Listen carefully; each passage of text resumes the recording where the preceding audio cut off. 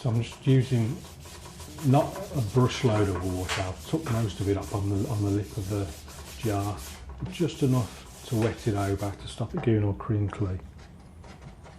Then I'm just going to take raw sienna and burnt umber. Throw a bit of ultramarine into it as well, not too much water on the brush. Mix the three together.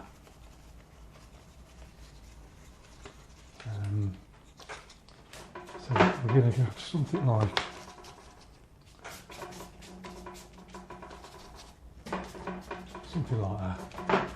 A bit of variation up in the sky area. And I want to make that a bit darker.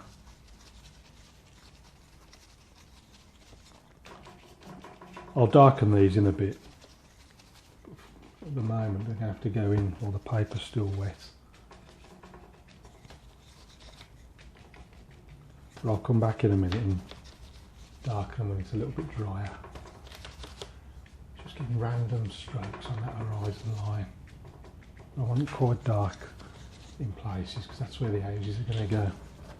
Little cabins where our little man and his dog are going to sit.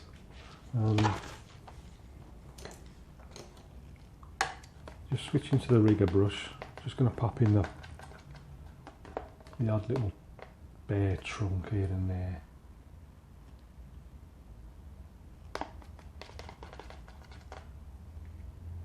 Let's just put one in there, a few things over there, just a few marks.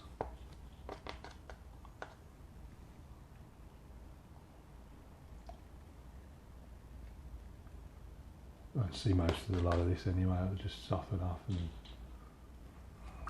I'll come back to that in a minute. I'm just going to get this flat against the board before I go any further. I'm going to be scraping in a minute and I want the paper flat against the board while I scrape with my plastic card. But first, I'm just looking roughly where I'm going to stick these cabins. So I just want it to be a bit darker.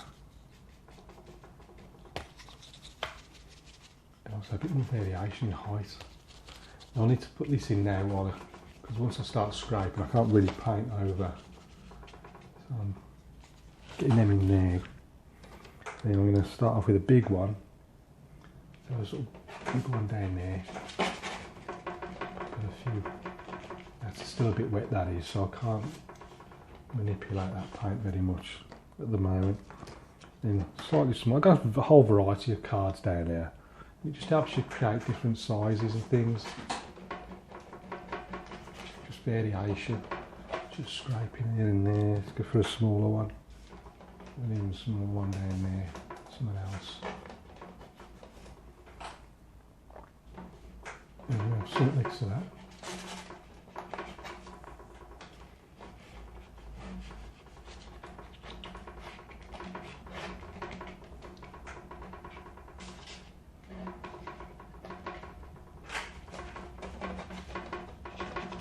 What these marks are.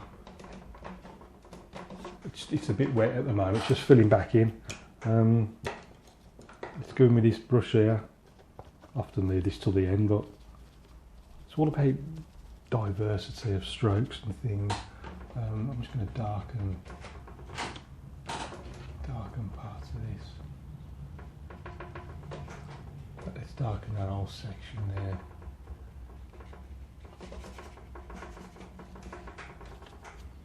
And then the same over there.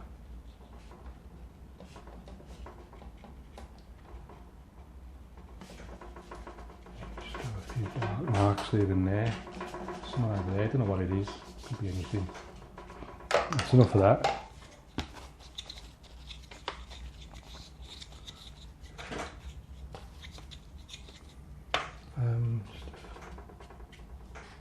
Incidentally, I think that is this thing here. I'll just put that there. Yeah, stop that rattling noise.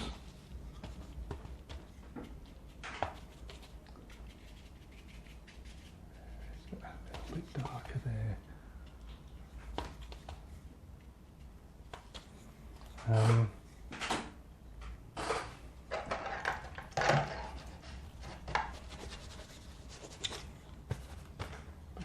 Yeah, let's put just a little dab here and there.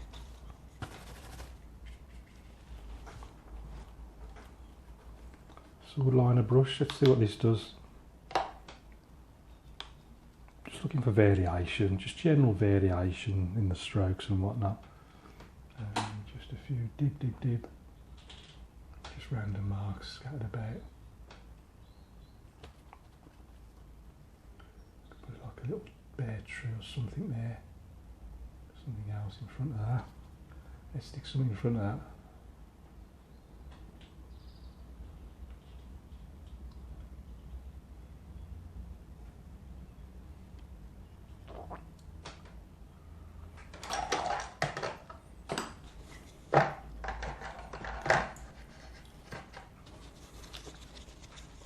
Right, now I'm thinking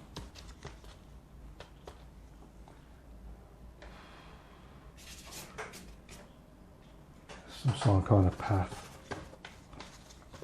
Let's mix these together. Just mix the three colours together. A bit of everything.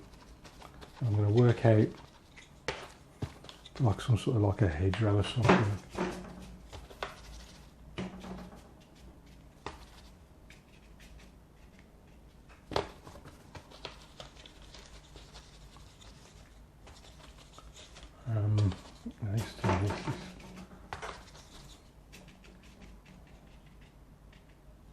Sort of works its way around there, something like so.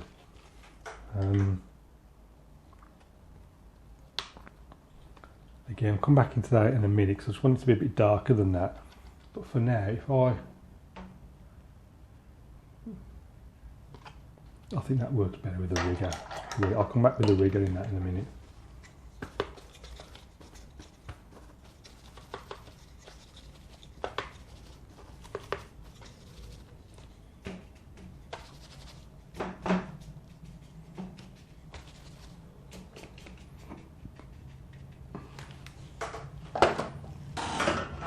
Dry that a sec, cover your ears.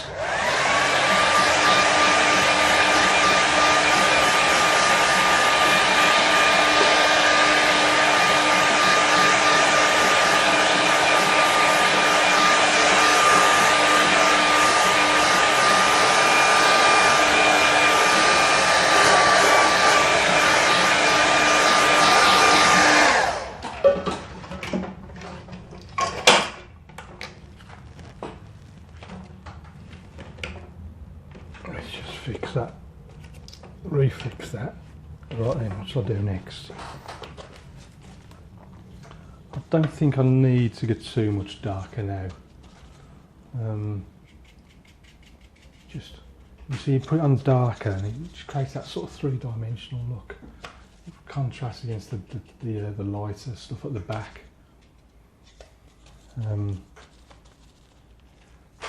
So,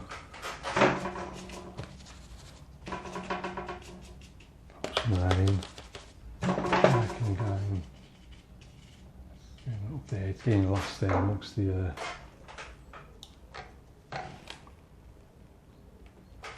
heading towards the brow of the hill. Switch the rigger, bit of brown, bit of blue. And I'm going to pop a few fence posts in, I think. So again, something I ain't worrying about it too much, as I always say, I tend to find that come out better when I don't really think about it. As soon as I start thinking about it, it just starts to look rubbish. A few lines amongst them. Same on the other side, some sort of fence post.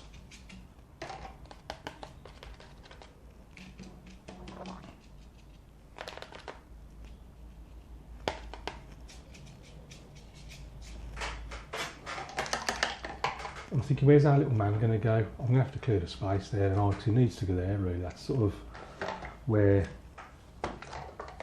the main, I think that's what it works really for the composition. So he's going to have to go in there, so I just need to clear the space. So if I just wipe that and pretend that that was clear all along, let's make that a bit more white as snow. That'll do. Come back to that in a sec.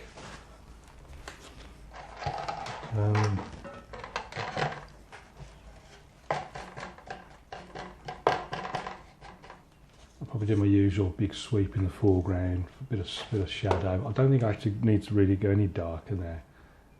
Got enough dark there, I think. I just need to dry this.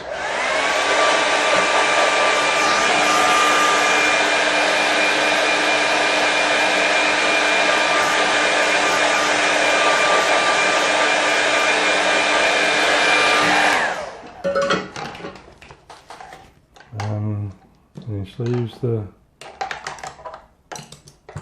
I use the little rigger, size 0 this one. I've recently started doing the figure, the little man and his dog, a lot more pronounced. I think it works better like that. So what I tend to do is, like, can you imagine a sort of, the best way I can describe it, it's like a, you start off with like a sort of chair that's about to tip forward, something like that, and then I'll go on and do his back.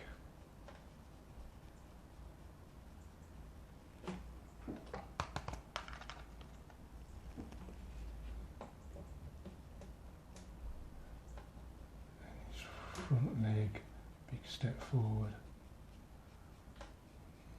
back leg. See if he's trudging uphill. Little dog in tow.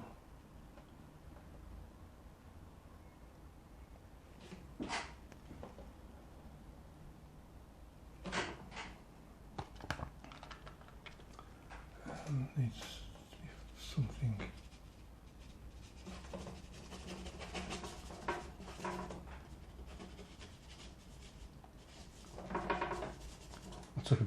I took off too much paint there.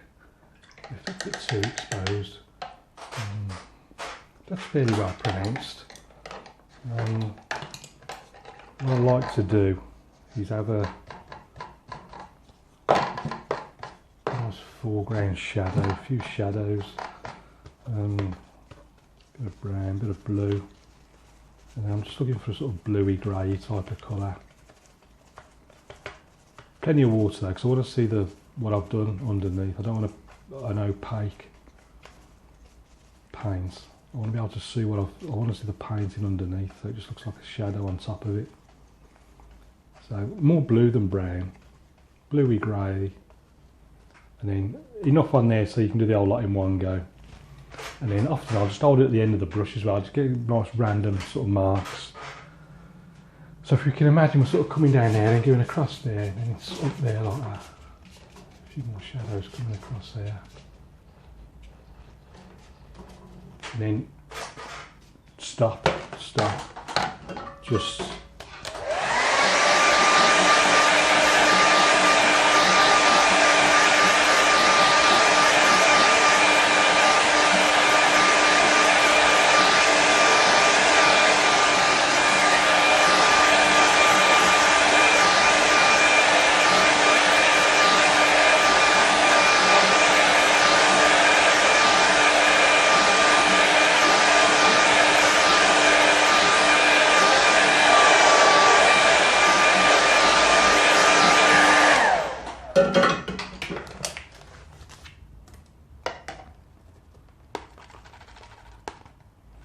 I just want some of this colour up here. We need shadows off our figures as well, so let's just brush something in that's going on up there.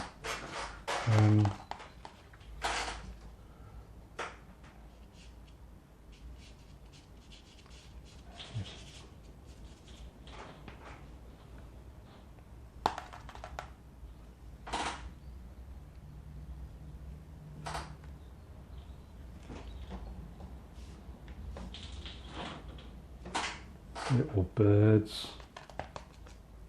I think I'm pretty much done with that now. So I'm just going to sign this now in the corner and call this one finished, I think. Just get a nice bit of colour on the brush. Let's just sign it down here out of the way.